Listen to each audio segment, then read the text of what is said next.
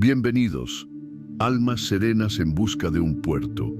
En este viaje compartido, encontramos un eco de nuestras propias búsquedas en las de los demás, como un viajero que, al detenerse junto a un arroyo, ve no solo su reflejo, sino el del cielo inmenso que lo cobija. Así nos reunimos hoy, no para escuchar verdades nuevas, sino para recordar las antiguas, aquellas que residen en el fondo de nuestro ser, como rocas firmes bajo el torrente incesante de la vida. Les hablo no desde la cima de una montaña inalcanzable, sino desde el sendero, a su lado, compartiendo el peso de la mochila y la sed del camino. La promesa de esta reflexión no es un mapa hacia un tesoro escondido, sino una brújula para navegar las aguas de nuestra propia existencia. Es la promesa de forjar en nuestro interior una ciudadela inexpugnable, donde la calma no es un visitante ocasional, sino la guardiana perpetua de sus murallas. A lo largo de este recorrido, exploraremos juntos el arte de transformar el plomo de la preocupación en el oro de la serenidad, pues ese es el legado de la sabiduría estoica. Siento que en el corazón de nuestra inquietud compartida yace una verdad profunda sobre lo que anhelamos. Te invito con sinceridad a explorar esta idea con nosotros en los comentarios. Comenta la frase: la felicidad no es un destino al que se llega, sino una fortaleza que se construye. Tu perspectiva enriquece nuestra comprensión colectiva de este viaje. Unámonos en esta conversación para fortalecer nuestro camino compartido. La fortaleza interior, el único refugio verdadero. La vida, en su incesante vaivén, se asemeja a un mar a veces calmo, a veces tempestuoso, y nosotros, pequeños navíos en su inmensidad, buscamos con anhelo un puerto seguro, un ancla que nos mantenga firmes cuando las olas de la adversidad amenazan con hacernos zozobrar. Nos afanamos por controlar el viento y las mareas, creyendo que en ello reside el secreto de una travesía pacífica, y en este esfuerzo inútil, agotamos nuestras fuerzas, tensamos nuestras velas hasta rasgarlas, y culpamos al destino por la furia de la tormenta. La primera enseñanza de la razón, la más fundamental y liberadora, es la de aprender a distinguir con claridad meridiana aquello que está bajo nuestro dominio, de aquello que escapa por completo a nuestro control. Epicteto, en su Enquiridión, nos lo presenta con una simplicidad aplastante. En nuestras manos están nuestras opiniones, nuestras aspiraciones, nuestros deseos y nuestras aversiones. En una palabra, todo lo que es obra de nuestra alma. Fuera de nuestro alcance queda nuestro cuerpo, nuestras posesiones, la reputación y los cargos públicos. Es decir, todo aquello que no emana directamente de nuestra voluntad. Esta distinción no es un mero ejercicio intelectual. Es la llave que abre la puerta de la verdadera libertad y la serenidad.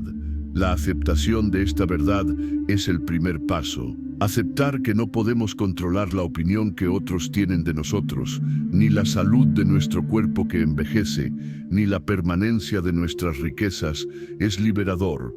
Es como si un arquero, en lugar de obsesionarse con el viento o el movimiento del blanco, se concentrara únicamente en la firmeza de su postura, la tensión justa de la cuerda y la limpieza de su suelta. El vuelo de la flecha, una vez liberada, ya no le pertenece. Pertenece al destino.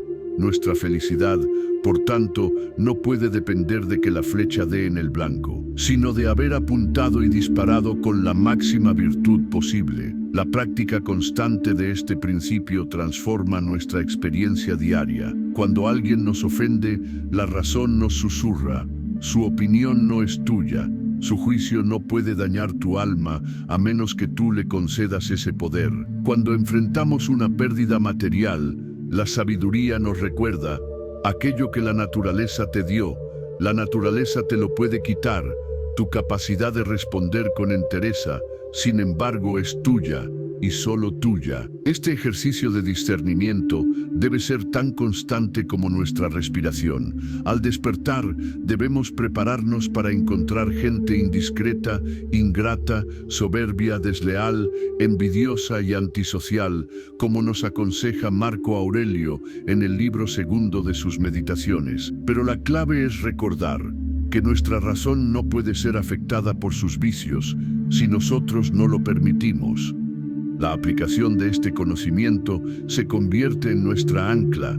Imaginemos una situación cotidiana, un atasco de tráfico que nos retrasa para una cita importante. La reacción impulsiva es la ira, la frustración, culpar a otros conductores, al gobierno, a la vida misma. Aquí, el estoico en práctica se detiene, respira y aplica la dicotomía del control. ¿Está el tráfico bajo mi control? No. ¿Está mi reacción al tráfico bajo mi control? Sí. Entonces, en lugar de sucumbir a la rabia inútil, puedo elegir la paciencia, puedo aprovechar el tiempo para escuchar algo instructivo, para meditar o simplemente para observar la humanidad a mi alrededor con ecuanimidad. Este cambio de perspectiva no altera el mundo exterior. El atasco no desaparece, pero transforma radicalmente nuestro mundo interior. La ansiedad se disuelve y es reemplazada por la calma.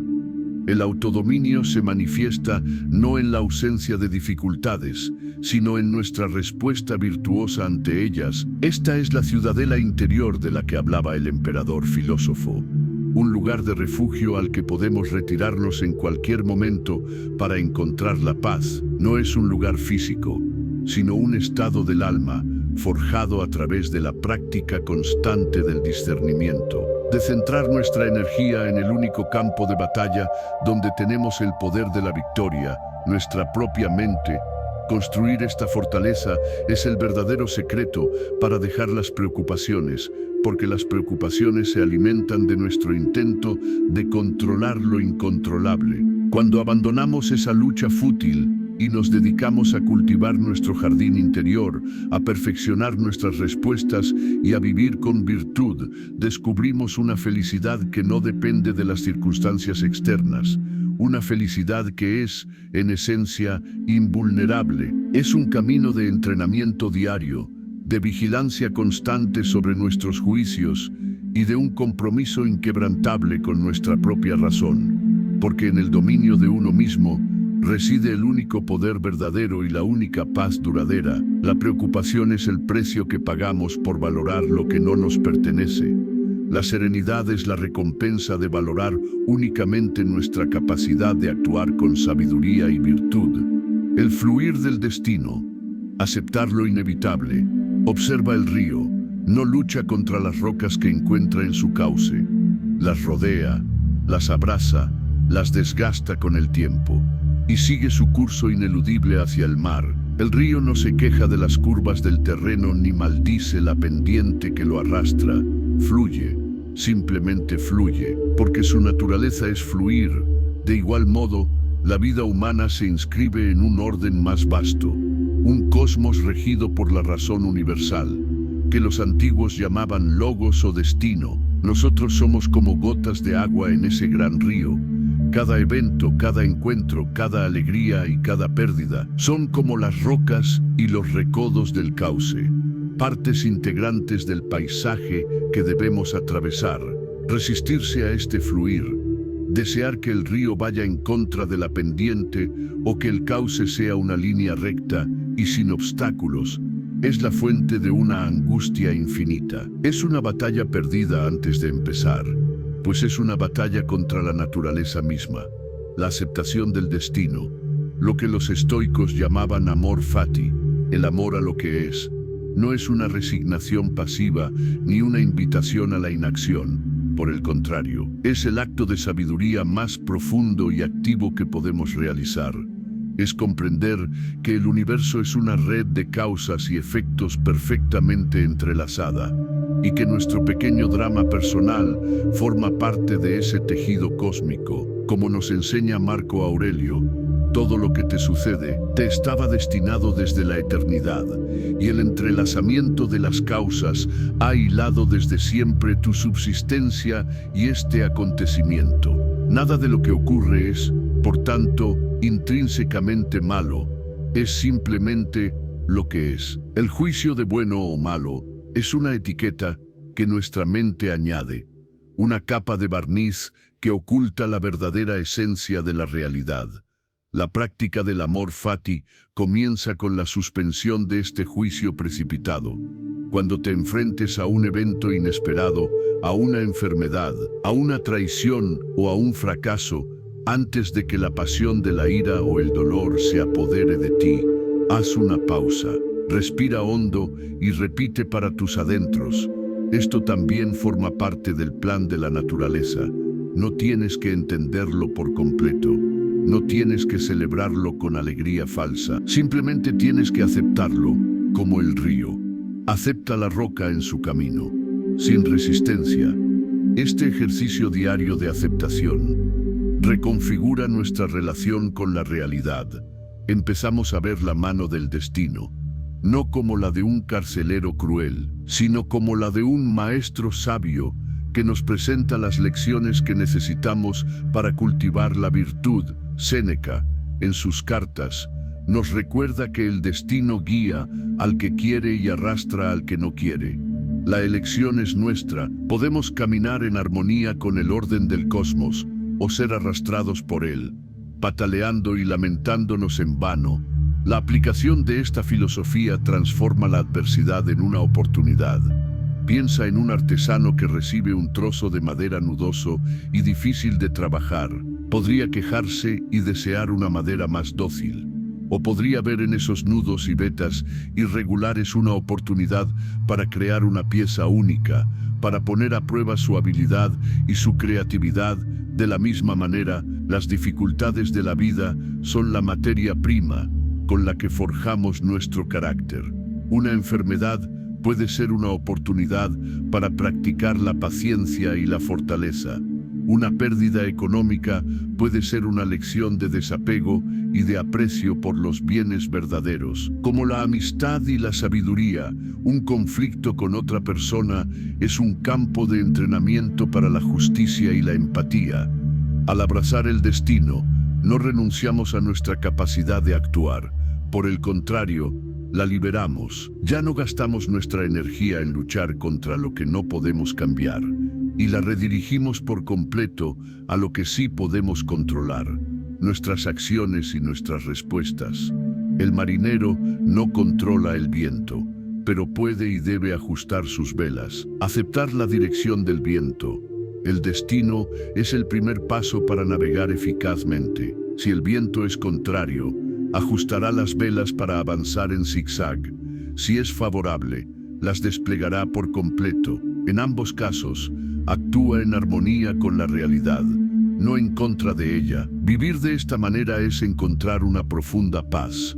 La preocupación por el futuro se disuelve, porque sabemos que lo que sea que venga será parte del orden perfecto de la naturaleza y una oportunidad para ejercitar nuestra virtud.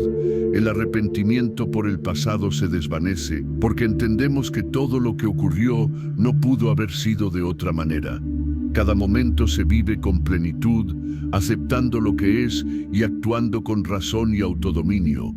Este es el secreto de fluir con el río de la vida, no como una hoja arrastrada sin rumbo, sino como un barquero experto que conoce la corriente y utiliza su fuerza para llegar a su destino, la serenidad del alma, el dominio de las pasiones, la calma del alma. Imagina tu mente como un lago de aguas cristalinas. En un día sereno, su superficie refleja con perfecta claridad el cielo, los árboles y las montañas circundantes. Esta es la mente en su estado natural, gobernada por la razón, tranquila y perceptiva. Ahora, imagina que una violenta tempestad se desata.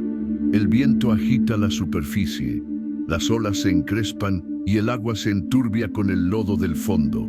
El reflejo se pierde, la claridad desaparece y el lago se convierte en un caos de movimiento y oscuridad. Estas tempestades son las pasiones, las emociones descontroladas como la ira, el miedo, el deseo desmedido o la tristeza profunda que asaltan nuestra mente y nos arrebatan la paz. Los estoicos enseñaban que no son los acontecimientos externos los que nos perturban, sino los juicios que hacemos sobre ellos. El insulto de un extraño no tiene poder para agitar el lago de nuestra mente. Es nuestro juicio.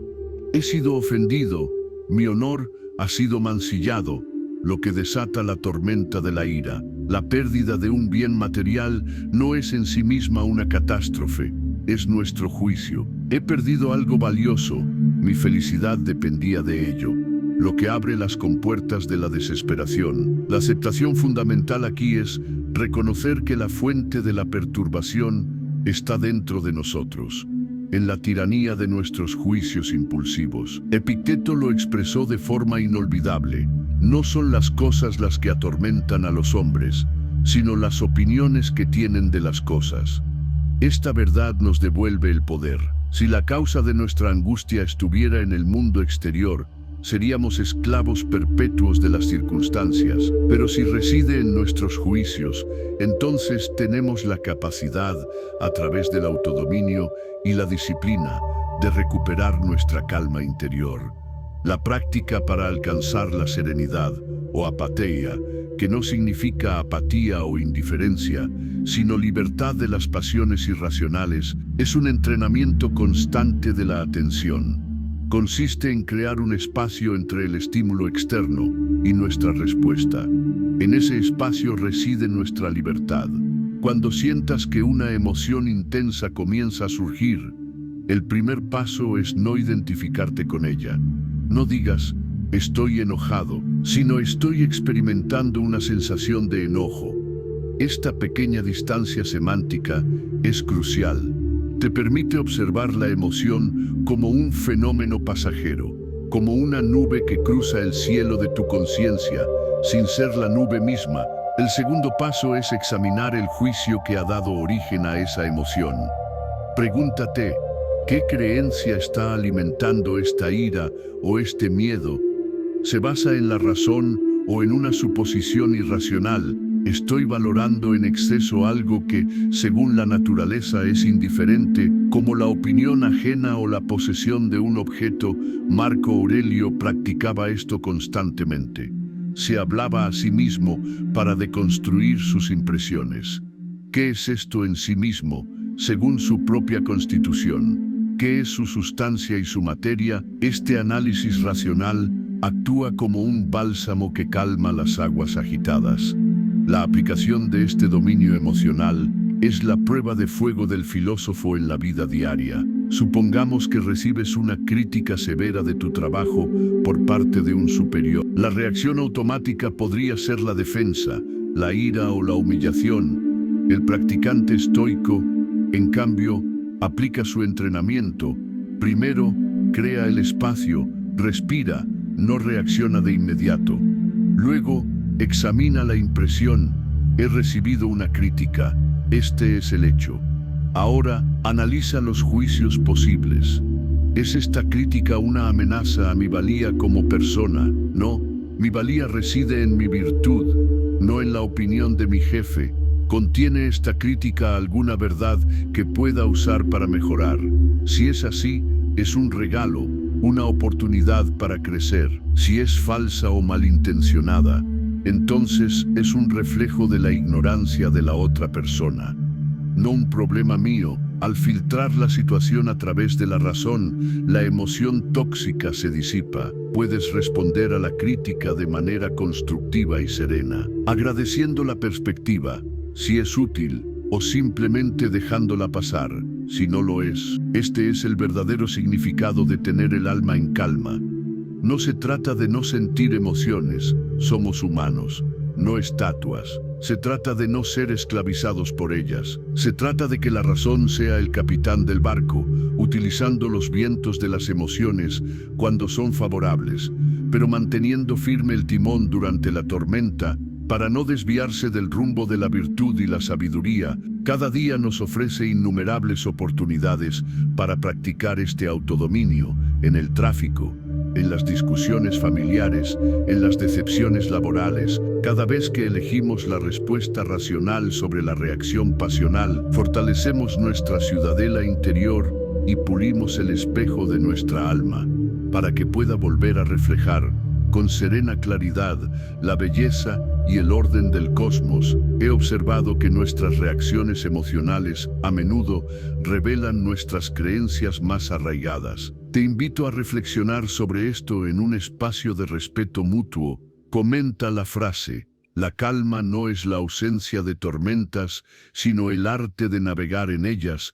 Compartir cómo resuena esto contigo nos ayuda a todos a entender mejor el camino. Unámonos para construir una comunidad de almas serenas, la razón como guía, la brújula del sabio, en el vasto océano de la existencia, donde los vientos del azar y las corrientes de la fortuna nos empujan en direcciones imprevistas.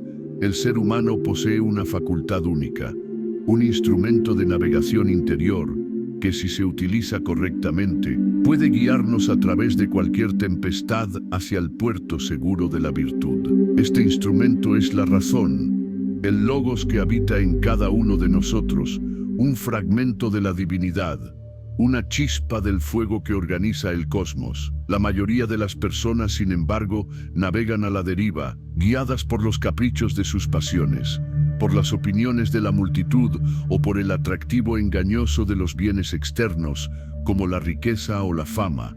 Viven como barcos sin timón, a merced de cada ola. Su felicidad es tan inestable como el clima, porque han depositado su confianza en cosas que no controlan y han descuidado el único poder que verdaderamente les pertenece, el poder de pensar y actuar racionalmente. La aceptación de la razón como nuestra facultad rectora es el acto fundacional de la vida filosófica. Es reconocer que nuestra esencia no reside en nuestro cuerpo perecedero ni en nuestras emociones fluctuantes, sino en nuestra capacidad de comprender, de juzgar y de elegir de acuerdo con la naturaleza. Vivir conforme a la naturaleza, para el estoico, significa vivir conforme a la razón, pues es la razón lo que nos distingue y nos eleva. Cicerón, en su obra de Oficis, argumenta que todo lo que es moralmente correcto emana de una de estas cuatro fuentes: la percepción de la verdad, sabiduría; la conservación de la sociedad humana, justicia; la grandeza y fortaleza de un alma elevada, coraje; y el orden y la medida en todo lo que se dice y se hace, templanza. Todas estas virtudes son, en esencia, la razón aplicada a diferentes esferas de la vida. La práctica de seguir a la razón como guía implica un estado de vigilancia constante sobre nuestras impresiones. Epicteto nos insta a tratar cada impresión que llega a nuestra mente como un guardia trata a un visitante en la puerta de una ciudad. Debemos detenerla y examinarla. ¿Quién eres? ¿De dónde vienes? ¿Tienes las credenciales correctas para entrar? Las credenciales correctas son su conformidad con la realeza y la razón. La mayoría de nuestras preocupaciones nacen de aceptar impresiones falsas sin cuestionarlas. Una impresión nos dice: si no consigues ese ascenso, serás un fracasado. El guardia racional la detiene y pregunta: ¿es realmente así? ¿Define mi valía un cargo externo? ¿O este reside en mi carácter y mis acciones? No. Esta impresión es una impostora, no se le permite la entrada. Otra impresión susurra: necesitas la aprobación de todos para ser feliz. El guardia racional la interroga: ¿es posible y deseable agradar a todos? ¿No sería eso una forma de esclavitud? La única aprobación que necesito es la de mi propia conciencia recta. Fuera de aquí, este diálogo interior. Este examen riguroso de nuestros pensamientos es el entrenamiento diario del estoico, Es un proceso de purificación mental que nos libera de las cadenas de la irracionalidad y la ansiedad. La aplicación de la razón como brújula nos proporciona una dirección clara en la toma de decisiones. Ante cualquier encrucijada, grande o pequeña, la pregunta que debemos hacernos no es ¿qué es lo que más deseo? O ¿qué es lo más fácil? Sino ¿qué es lo que la razón y la virtud exigen de mí en esta situación? Si un amigo te confía un secreto y luego otra persona te presiona para que lo reveles, el deseo de agradar o el miedo al conflicto podrían tentarte, pero la brújula de la razón apunta firmemente hacia la lealtad y la justicia. El camino correcto es claro, aunque no sea el más fácil. Si tienes la oportunidad de obtener una ganancia deshonesta, el deseo de riqueza podría nublar tu juicio, pero la razón te recuerda que ningún bien material puede compensar el daño que la injusticia le causa a tu alma, tu bien más preciado. El camino de la virtud, una vez más, se ilumina. Utilizar la razón como guía no garantiza una vida libre de dificultades. El marinero sabio encontrará tormentas, pero su brújula le permitirá mantener el rumbo. A diferencia del barco a la deriva, no se perderá. Su paz no provendrá de la calma del mar, sino de la confianza en su instrumento de navegación y en su habilidad para usarlo. Esta confianza es el autodominio, la certeza de que, sin importar las circunstancias externas, siempre tenemos el poder de responder con sabiduría, coraje, justicia y templanza. Esta es la verdadera felicidad, no un estado de placer pasivo, sino la actividad enérgica de un alma que vive en armonía con su propia naturaleza racional, guiada por la luz infalible de la razón en medio de la oscuridad de un mundo a menudo irracional. La virtud, el único bien verdadero, en nuestro incesante peregrinaje por la vida, nos comportamos a menudo como coleccionistas ávidos, acumulando objetos, experiencias y reconocimientos en la creencia de que cada nueva adquisición nos acercará un paso más a la felicidad. Perseguimos con ahínco la salud, la riqueza, el placer, el poder y la buena reputación, y nos lamentamos amargamente cuando alguno de estos bienes nos es arrebatado. Construimos el edificio de nuestra tranquilidad sobre cimientos de arena, sobre cosas que por su propia naturaleza son frágiles, efímeras y en última instancia indiferentes al estado de nuestra alma. La filosofía estoica nos invita a una revolución copernicana de nuestros valores, a desplazar el centro de nuestro universo moral desde estas cosas externas e inestables hacia un único sol, una única fuente de luz y calor que nunca puede ser extinguida. La virtud, la aceptación de que la virtud es el único bien verdadero, es la piedra angular de la ética estoica. ¿Qué significa esto en términos prácticos? Significa que la bondad o maldad de la vida de una persona no se mide por la cantidad de placer que experimenta, la riqueza que acumula o la salud que disfruta, sino exclusivamente por la calidad moral de sus acciones y su carácter. La salud, el dinero y la fama no son males, pero tampoco son bienes en sí mismos, son indiferentes preferidos, es decir, cosas que en igualdad de condiciones es natural preferir, pero que no tienen ningún valor intrínseco para nuestra felicidad. Un hombre puede ser rico y miserable, sano y cruel, famoso e infeliz. Del mismo modo, un hombre puede ser pobre y feliz, enfermo y sereno, anónimo y sabio. Lo único que determina la calidad de su existencia es si vive o no con virtud, es decir, con sabiduría, justicia, coraje y templanza. Esta idea, como nos recuerda Séneca en sus cartas a Lucilio, es radical y liberadora. Nos libera de la tiranía de la fortuna, pues si nuestra felicidad depende únicamente de nuestra virtud, y nuestra virtud está enteramente bajo nuestro control, entonces nuestra felicidad también está enteramente bajo nuestro control. La práctica de este principio consiste en reorientar constantemente nuestra escala de valores. Es un ejercicio diario de preguntarnos, ¿qué estoy persiguiendo hoy? ¿Estoy buscando la comodidad o la excelencia moral? ¿Estoy tratando de ganar la aprobación de los demás o la de mi propia razón? Cuando nos enfrentamos a una elección, debemos sopesarla no en la balanza del placer y el dolor, sino en la de la virtud y el vicio. Imagina que encuentras una cartera llena de dinero. La primera impresión podría tentarte a quedártela, pensando en todas las cosas que podrías comprar. Pero si has entrenado tu mente para valorar la virtud por encima de todo, tu deliberación será muy diferente. Te dirás a ti mismo: el dinero es un indiferente. La honestidad y la justicia son aspectos de la virtud, el único bien. Por lo tanto, quedarme con el dinero me empobrecería moralmente, mientras que devolverlo me enriquecería de la única manera que realmente importa. La elección se vuelve simple, no porque sea fácil, sino porque el criterio es claro e inquebrantable. Este entrenamiento también implica aprender a usar los indiferentes de manera virtuosa. La salud debe usarse para cumplir con nuestros deberes de manera enérgica, no para entregarse a la autocomplacencia. La riqueza debe usarse como una herramienta para la beneficencia y la justicia, no para el lujo y la ostentación. Como dice Musonio Rufo, el propósito de la vida no es simplemente vivir, sino vivir bien.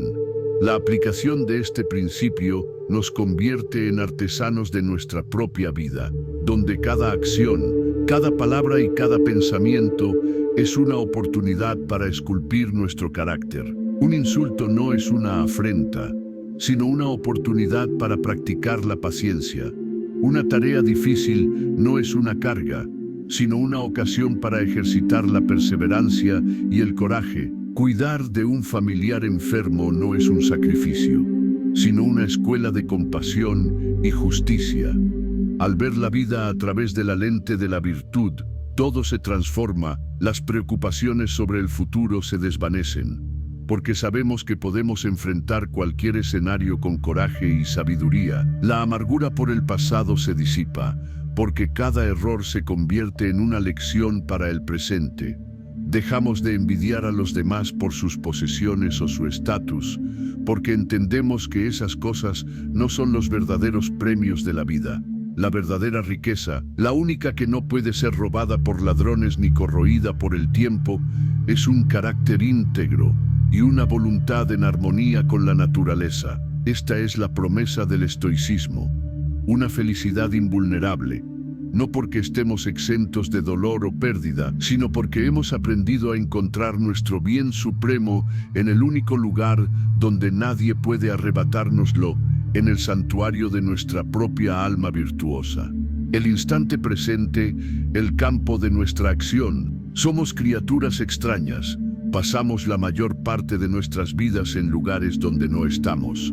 Nuestra mente, como un fantasma inquieto, rara vez habita en el cuerpo que la alberga. Se proyecta hacia el futuro, tejiendo escenarios de esperanza y ansiedad, o se retrae hacia el pasado, rumiando viejas heridas y glorias desvanecidas. Vivimos suspendidos entre la nostalgia de lo que fue y el temor de lo que podría ser, mientras el único tiempo que realmente poseemos, el instante presente, se nos escapa como arena entre los dedos. Marco Aurelio, en el libro segundo de sus Meditaciones, nos ofrece una verdad tan simple como profunda. Nadie pierde otro tiempo de vida que el que vive ahora, ni vive otro que el que ahora pierde. El pasado ya no existe. Es un eco, un recuerdo. El futuro aún no ha llegado. Es una posibilidad, una sombra. Toda nuestra existencia se reduce a este punto infinitesimal, a este ahora que fluye constantemente. Es aquí, y solo aquí, donde podemos ejercer nuestro poder, donde podemos aplicar la razón y practicar la virtud. La aceptación radical del presente es el antídoto contra la angustia existencial. Cuando nos preocupamos por el futuro, sufrimos por cosas que aún no han ocurrido y que muy probablemente nunca ocurrirán como las imaginamos. Como bien decía Séneca, sufrimos más en la imaginación que en la realidad. Cuando nos lamentamos por el pasado, Gastamos nuestra energía vital en intentar cambiar lo inmutable, en reescribir un libro cuyas páginas ya están escritas y encuadernadas. Ambas actividades son formas de locura, un rechazo a la única realidad que se nos ha dado. La felicidad y la eficacia requieren que anclemos nuestra conciencia firmemente en el presente. La práctica de habitar el ahora es un entrenamiento en la atención plena, no requiere de posturas complejas ni de retiros a lugares remotos. Se puede practicar en cualquier momento y en cualquier lugar. Consiste en devolver la atención, una y otra vez, a la tarea que tenemos entre manos. Si estás caminando, siente el contacto de tus pies con el suelo, el movimiento de tus músculos, el aire en tu piel. Si estás comiendo, saborea cada bocado. Presta atención a las texturas y los sabores, en lugar de engullir mientras tu mente vaga por otros lares. Si estás conversando con alguien, escucha de verdad, con toda tu presencia, en lugar de planear tu respuesta mientras la otra persona habla. Este ejercicio de atención consciente es una forma de meditación en acción. Cada vez que tu mente divague hacia el futuro o el pasado, nótalo con amabilidad y sin juzgarte, tráela de vuelta suavemente al presente, al aquí y al ahora. Es como entrenar a un cachorro. Requiere paciencia y repetición. Pero con el tiempo, la mente aprende a permanecer donde se le indica, en el único lugar donde la vida realmente sucede. La aplicación de esta atención al presente transforma radicalmente nuestras vidas. Primero, aumenta nuestra eficacia. Una mente enfocada en la tarea actual es una mente que comete menos errores y produce un trabajo de mayor calidad. Ya sea escribiendo un informe, reparando un objeto o jugando con un hijo, la presencia total magnifica nuestra capacidad. Segundo, disuelve la preocupación. La mayoría de las ansiedades se alimentan de proyecciones futuras. ¿Y si pierdo mi trabajo? ¿Y si me enfermo? Al centrarte en el ahora, en la respiración, en la acción que estás realizando en este preciso instante, cortas el suministro de combustible a la máquina de la ansiedad. Te das cuenta de que, en este momento, estás bien, estás respirando, estás vivo, y este momento es todo lo que hay. Tercero, nos permite experimentar la vida con una riqueza y una profundidad que antes nos era desconocida. La belleza de una puesta de sol, el calor de una taza de té, la sonrisa de un ser querido. Todos estos pequeños milagros cotidianos solo pueden ser apreciados plenamente cuando estamos presentes. Una vida vivida en el piloto automático de la distracción es una vida a medias. Es como asistir a un banquete y no probar ni un solo plato, el autodominio. En este contexto, es la capacidad de dirigir nuestra atención a voluntad, de elegir conscientemente habitar el presente en lugar de ser secuestrados por los fantasmas del pasado y las quimeras del futuro. Es el reconocimiento de que el punto de poder no está en lo que fue ni en lo que será, sino en cómo elegimos actuar, pensar y ser en este preciso instante, porque la eternidad no es una línea de tiempo infinita. Es la calidad de nuestra atención en el ahora. Vivir cada momento con virtud y razón es vivir una vida plena, sin importar su duración. Si encontraste una perla de sabiduría en estas palabras, una que te ancla al presente, te pido que le des un me gusta para que esa luz llegue más lejos. Y si crees que alguien que conoces necesita escuchar este mensaje, compártelo como un regalo, para que juntos podamos construir una comunidad más consciente y serena. Sigamos cultivando la atención, pues en el ahora reside toda nuestra fuerza. La transitoriedad de todas las cosas, un recordatorio de humildad. Mira a tu alrededor, todo lo que ves, la silla en la que te sientas, la casa que habitas, la ciudad que te rodea, todo está en un estado de cambio constante. Los imperios más poderosos se han convertido en polvo, las estrellas más brillantes se consumirán y morirán. Tu propio cuerpo, que hoy sientes tan sólido y presente, es un río de células que nacen y perecen, y un día cesará por completo de ser. Esta verdad la de la impermanencia universal, no es una fuente de melancolía para el sabio, sino un poderoso tónico para el alma, un recordatorio constante de lo que es verdaderamente importante. Memento mori, recuerda que morirás, no es una frase morbosa, sino una llamada a la vida, una exhortación a vivir con urgencia, con propósito y con aprecio por el momento presente. La aceptación de nuestra propia mortalidad y de la naturaleza efímera de todo lo que nos rodea es fundamental para liberarnos de las cadenas del apego y la vanidad. Nos aferramos a las posesiones como si fueran a durar para siempre. Nos afligimos por las pérdidas como si esperáramos que todo permaneciera estático. Nos enorgullecemos de nuestros logros como si fueran a ser recordados por toda la eternidad. Todo esto, nos dice la razón, es una ilusión. Marco Aurelio, en el libro sexto de sus Meditaciones, se recordaba a sí mismo constantemente la fugacidad de la vida. Piensa en la sustancia universal, de la que participas en una porción minúscula, y en el tiempo total, del que te ha sido asignado un intervalo breve e insignificante, y en el destino, del que ¿qué parte eres? Esta perspectiva cósmica no nos empequeñece de una manera negativa, sino que nos libera de la carga de nuestra propia importancia autopercibida, nuestras preocupaciones, nuestras ambiciones desmedidas, nuestros resentimientos, que son ante la inmensidad del tiempo y el espacio. Son como el humo, volutas que se forman y se disipan en un instante. La práctica de meditar sobre la transitoriedad puede adoptar muchas formas. Una de ellas es la visión desde arriba, un ejercicio mental en el que te imaginas elevándote por encima de tu cuerpo, de tu ciudad, de tu país, hasta ver el planeta como una pequeña esfera azul en la inmensidad del espacio.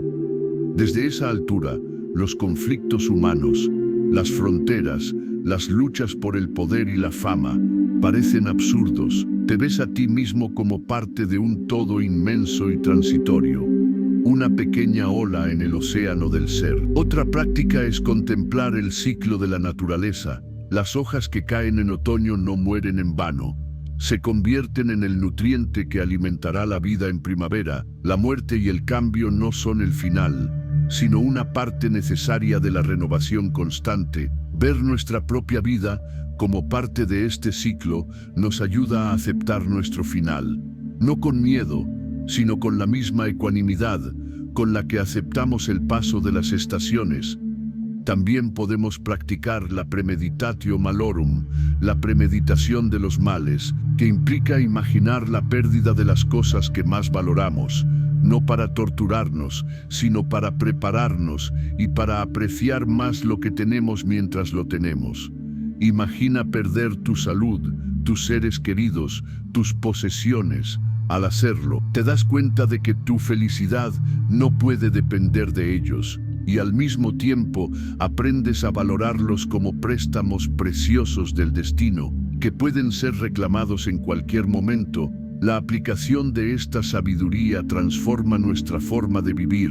Si sabemos que nuestro tiempo es limitado, ¿por qué malgastarlo en rencores, en envidias o en la búsqueda de placeres triviales? Cada día se convierte en una oportunidad única para practicar la virtud, para ser amables, para aprender algo nuevo, para cumplir con nuestros deberes. Dejamos de posponer la vida para un futuro incierto y empezamos a vivir con plenitud en el presente. El miedo a la muerte también disminuye, pues entendemos que es un proceso natural, el retorno de nuestros elementos al universo del que provinieron. Lo que importa no es cuánto tiempo vivimos, sino cómo vivimos. Una vida corta vivida con virtud es infinitamente superior a una vida larga vivida en la ignorancia y el vicio.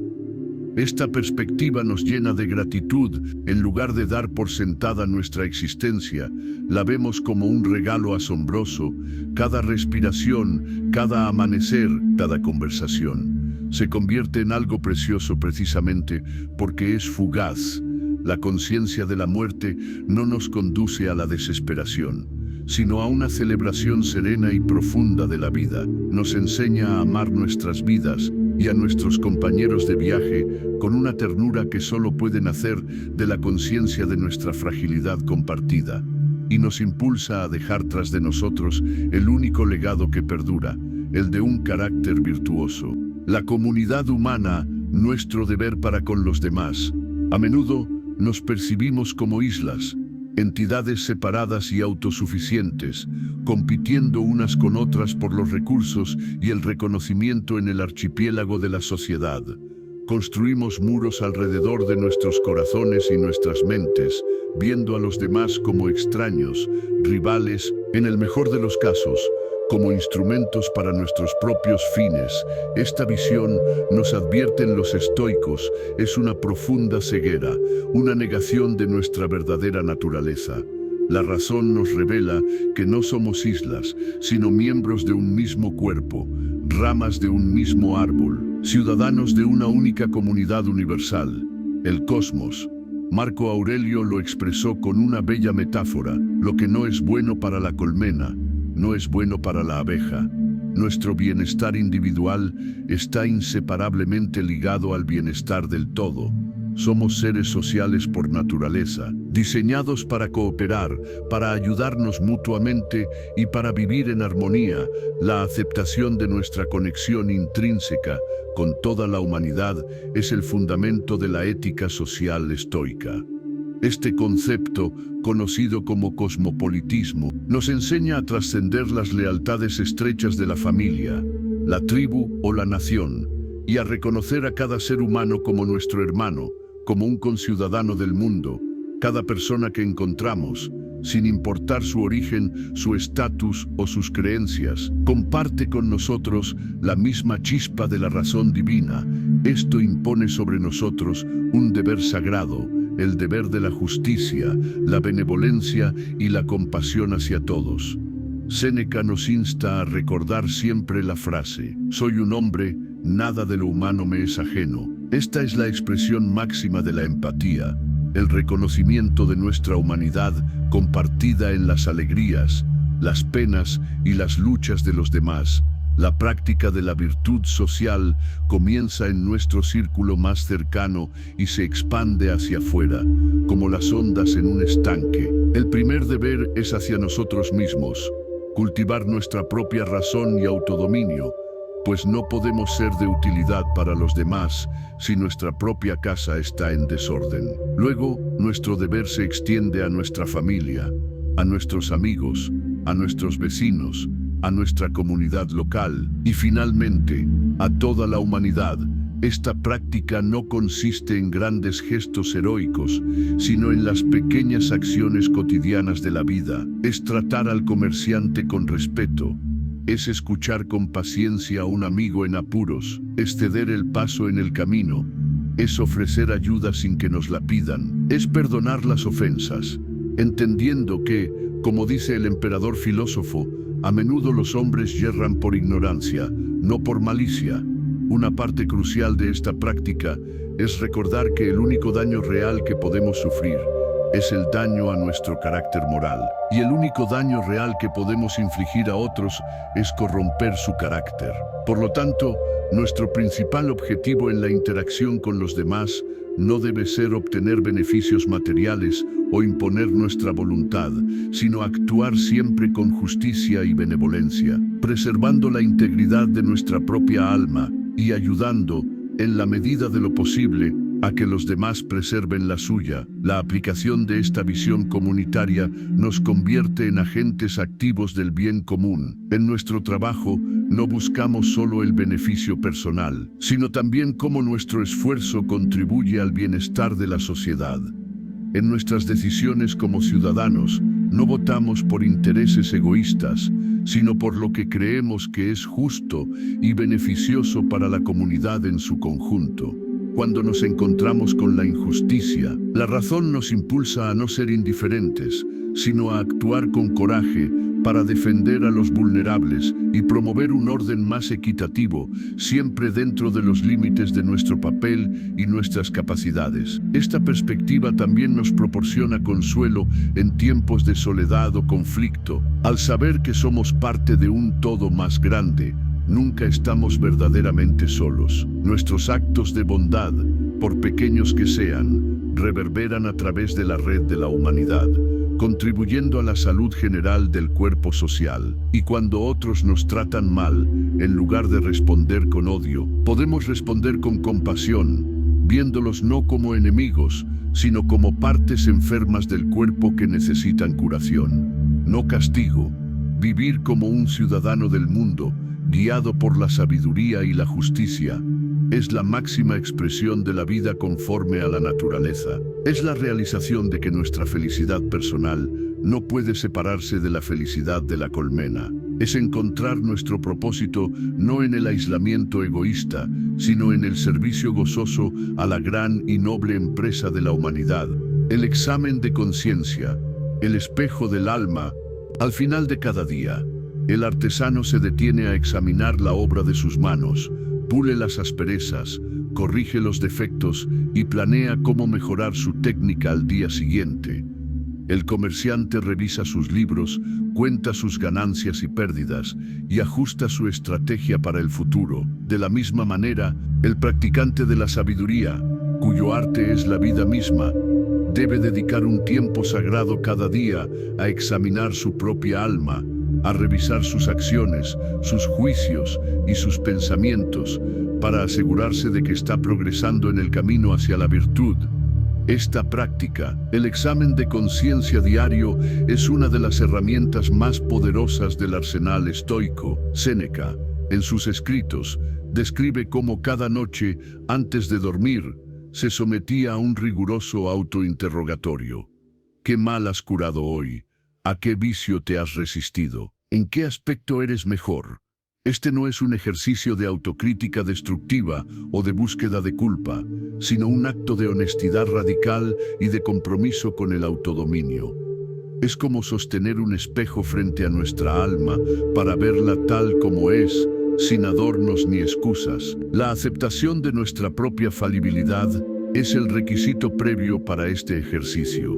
Solo si reconocemos que somos imperfectos, que estamos en un proceso de aprendizaje y crecimiento, lo que los estoicos llamaban ser un procopton, alguien que progresa, podemos beneficiarnos de este autoexamen. Aquel que se cree perfecto no tiene nada que aprender.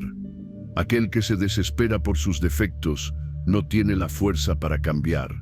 El camino del sabio es el camino del medio, reconocer nuestras faltas con serenidad y renovar cada día nuestra determinación de mejorar. La práctica del examen nocturno sigue una estructura simple pero profunda. Primero, recorre los acontecimientos del día, desde la mañana hasta la noche, como si estuvieras viendo una película de tu propia vida.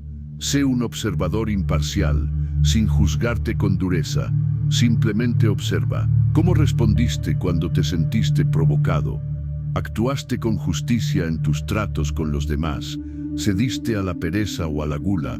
¿Mantuviste la calma ante la adversidad? ¿Malinterpretaste las intenciones de alguien? Segundo, identifica los momentos en que actuaste de acuerdo con la razón y la virtud. Reconoce estos momentos y siéntete satisfecho, no con orgullo vanidoso, sino con la serena alegría de haber actuado correctamente. Esto refuerza el comportamiento virtuoso. Tercero, identifica los momentos en que te desviaste del camino, donde tus pasiones te dominaron o tus juicios fueron erróneos. Aquí es donde el trabajo real comienza. No te castigues. En lugar de eso, analiza la causa raíz. ¿Qué creencia falsa o qué mal hábito te llevó a actuar de esa manera? ¿Cómo podrías haber respondido de una manera más acorde con la sabiduría? Formula un plan concreto para actuar de manera diferente si una situación similar se presenta en el futuro. La aplicación de las lecciones aprendidas en este examen es lo que impulsa el progreso moral. Si descubriste que hoy fuiste impaciente en el tráfico, mañana puedes proponerte conscientemente practicar la paciencia en el mismo escenario. utilizando las técnicas de la razón para mantener la calma. Si te diste cuenta de que hablaste con dureza a un ser querido, al día siguiente puedes hacer un esfuerzo deliberado por comunicarte con amabilidad y empatía. Este proceso convierte cada día en una leeta lección, cada error en un maestro y cada noche en una oportunidad para la renovación. Es un ciclo continuo de acción, reflexión y mejora, que pule gradualmente nuestro carácter y nos acerca cada vez más al ideal del sabio. Al practicar este examen con regularidad, desarrollamos una mayor autoconciencia, empezamos a notar nuestros patrones de pensamiento y comportamiento y nos volvemos más hábiles en la gestión de nuestras respuestas emocionales. La voz de la razón se vuelve más fuerte y clara en nuestra mente. Mientras que el clamor de las pasiones disminuye, nos convertimos en esencia, en nuestros propios mentores y guías. El espejo del alma no siempre nos muestra una imagen que nos agrada, pero solo mirando en él con honestidad podemos limpiar las manchas, sanar las heridas y con el tiempo reflejar la belleza serena de una vida vivida en armonía con la virtud y el destino. Creo que la autoevaluación honesta es el motor del crecimiento personal. Quiero invitarte a compartir tus pensamientos sobre esta práctica transformadora. Comenta la frase: el alma que no se examina a sí misma no puede ser esculpida. Tu experiencia sobre cómo la reflexión cambia la vida es valiosa para todos nosotros. Unámonos para inspirarnos mutuamente en este viaje de autodescubrimiento.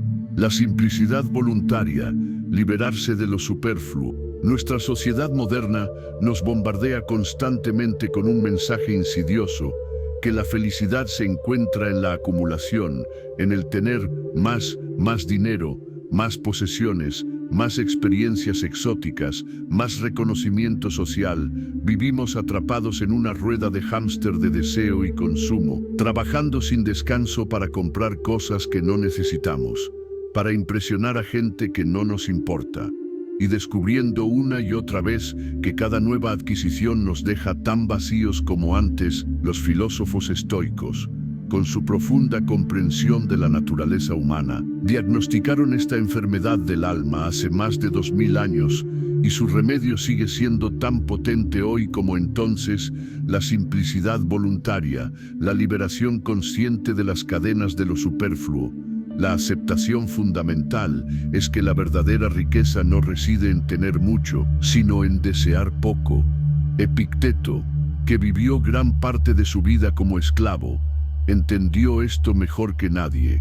Él enseñó que la libertad no se consigue satisfaciendo los deseos, sino eliminándolos. Cada deseo que albergamos, especialmente por cosas que están fuera de nuestro control, es una cadena que nos ata, un amo al que servimos. El hombre que necesita un coche de lujo para sentirse valioso es esclavo de esa marca.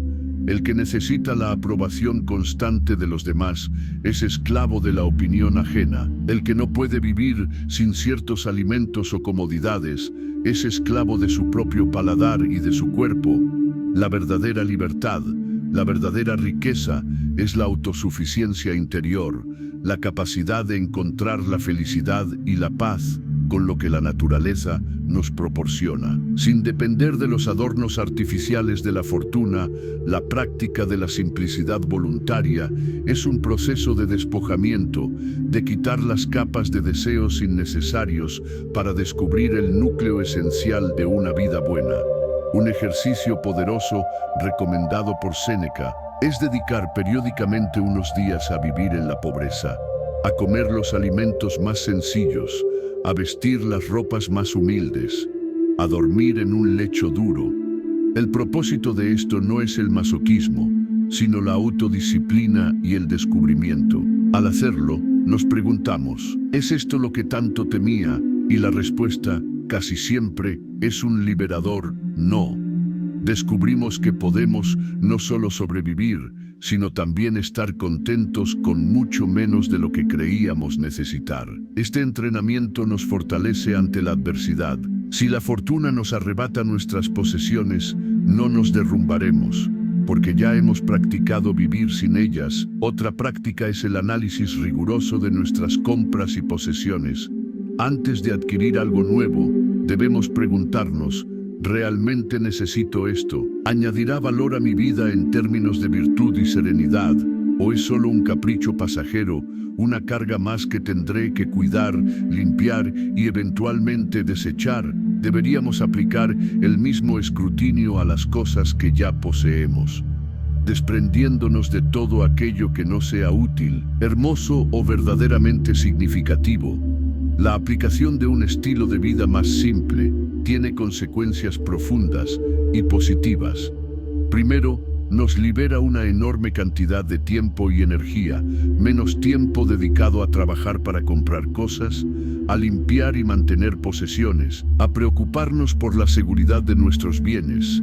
Significa más tiempo para las cosas que realmente importan, como el estudio de la filosofía, el cultivo de la amistad, el servicio a la comunidad y el cuidado de nuestra salud física y mental. Segundo, reduce drásticamente nuestra ansiedad.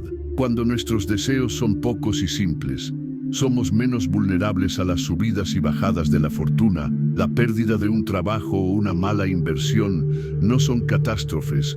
Cuando nuestra felicidad no depende del dinero, nos volvemos más resilientes, más anclados en los bienes inalienables del alma. Tercero, nos permite apreciar más profundamente los placeres simples de la vida, que a menudo son los más grandes. El sabor del pan fresco, un paseo por la naturaleza, una conversación sincera con un amigo, la belleza de un cielo estrellado. Estos son tesoros que no cuestan dinero y que están al alcance de todos, pero que a menudo pasamos por alto en nuestra febril búsqueda de estímulos más intensos y costosos. La simplicidad voluntaria no es sinónimo de miseria o privación. Por el contrario, es el camino hacia la abundancia verdadera, es descubrir la alegría de la ligereza, la libertad del desapego y la profunda satisfacción de una vida centrada en el autodominio, la razón y la virtud, en lugar de en la acumulación de bagatelas efímeras. Es, en esencia, aprender a ser feliz con lo que es suficiente y descubrir que lo suficiente es, casi siempre, mucho menos de lo que nos han hecho creer. La resiliencia ante la adversidad, la prueba del carácter. En la forja del herrero, el hierro no se convierte en acero resistente y afilado a través de caricias y susurros, sino a través del fuego abrasador y los golpes contundentes del martillo. De manera análoga, el carácter humano no se fortalece en la comodidad y la ausencia de problemas, sino en el crisol de la adversidad.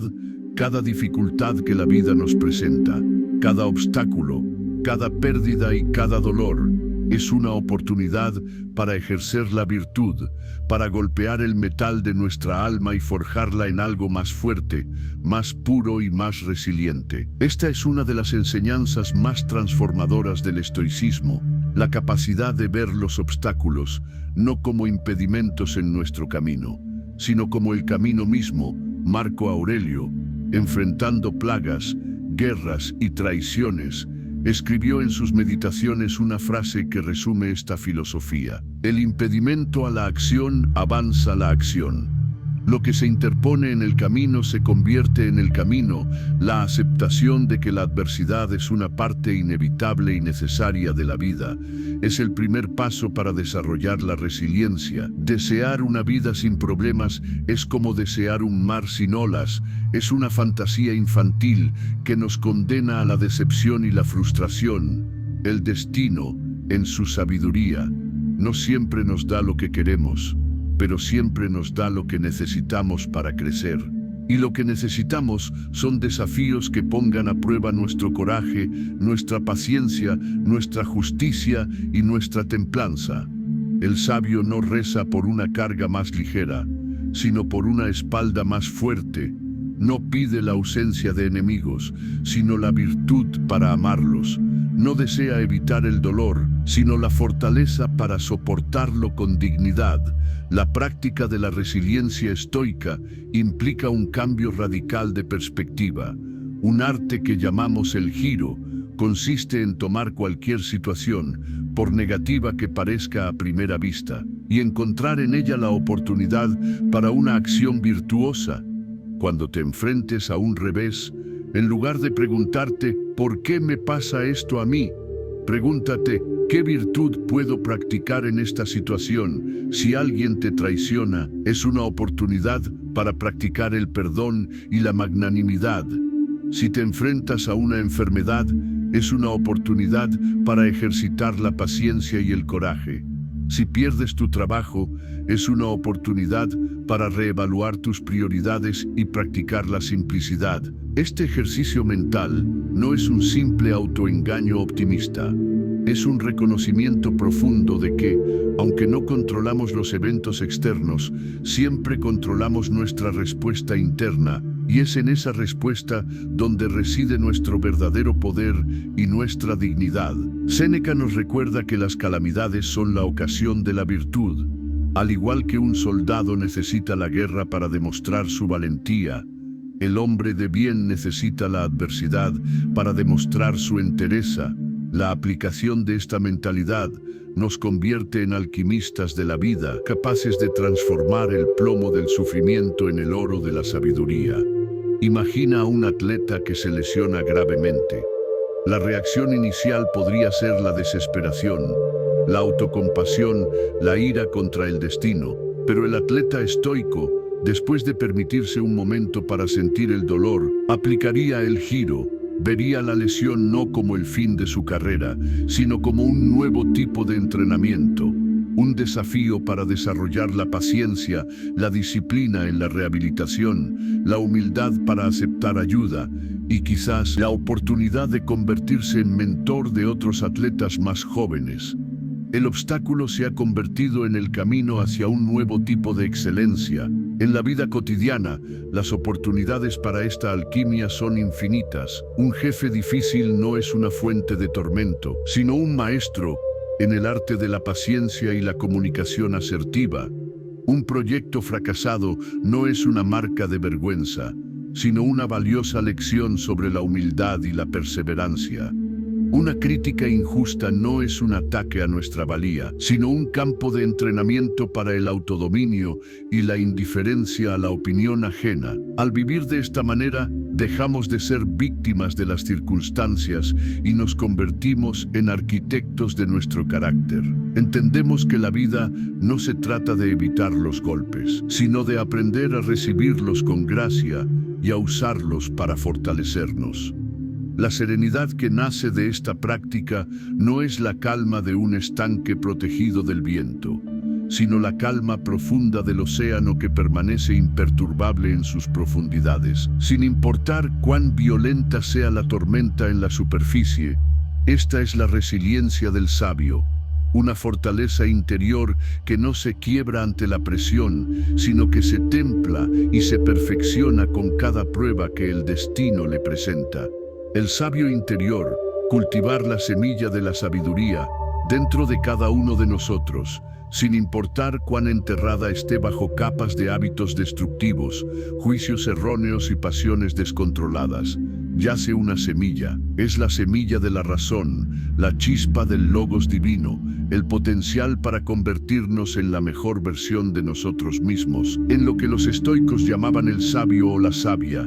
Este sabio interior no es una figura mítica e inalcanzable, sino el ideal hacia el que aspiramos, el faro que guía nuestro viaje filosófico. Es la personificación de la virtud perfecta, un ser humano que vive en completa armonía con la naturaleza, cuya mente es un reflejo cristalino del orden cósmico y cuyas acciones son siempre justas, valientes y templadas. La aceptación de que esta semilla existe dentro de nosotros es un acto de fe profundo y empoderador. Es reconocer que no estamos condenados a ser esclavos de nuestras circunstancias o de nuestros impulsos. Tenemos la capacidad inherente de crecer, de aprender y de transformarnos. La filosofía no es la adquisición de conocimientos arcanos, sino el arte de cultivar este jardín interior, de regar la semilla de la sabiduría con la práctica diaria, de arrancar las malas hierbas de la ignorancia y de podar las ramas de los deseos superfluos. Como nos enseña Epicteto, el progreso, no la perfección, es el objetivo. No debemos desesperarnos por la distancia que nos separa del ideal del sabio, sino celebrar cada pequeño paso que damos en esa dirección. Cada vez que elegimos la razón sobre la pasión, cada vez que actuamos con virtud a pesar de la dificultad, cada vez que nos levantamos después de una caída con renovada determinación, somos aprendices perpetuos en la escuela de la vida, y esa es una vocación noble y digna. La práctica de cultivar al sabio interior es la suma de todas las disciplinas estoicas que hemos explorado. Es un compromiso de por vida con el autodominio. Requiere, en primer lugar, el estudio constante de las enseñanzas de los grandes maestros, no como un ejercicio académico, sino buscando en sus palabras la guía práctica para los desafíos de nuestra propia vida. Leer a Marco Aurelio, Séneca y Epicteto es como tener una conversación con los amigos más sabios y compasivos, que nos recuerdan las verdades eternas cuando nuestra propia visión se nubla. En segundo lugar, requiere la práctica diaria de la atención y la reflexión, la vigilancia constante sobre nuestras impresiones y el examen nocturno de nuestras acciones. Es un diálogo continuo con nosotros mismos, un esfuerzo por alinear cada vez más nuestros pensamientos, palabras y obras con los principios de la razón. En tercer lugar, implica la aplicación activa de estos principios en el mundo real, en nuestras interacciones con los demás, en nuestro trabajo y en nuestro papel como ciudadanos. La filosofía que no se traduce en acción es un árbol estéril. La prueba de nuestro progreso no está en lo bien que podemos citar a los filósofos, sino en lo bien que vivimos.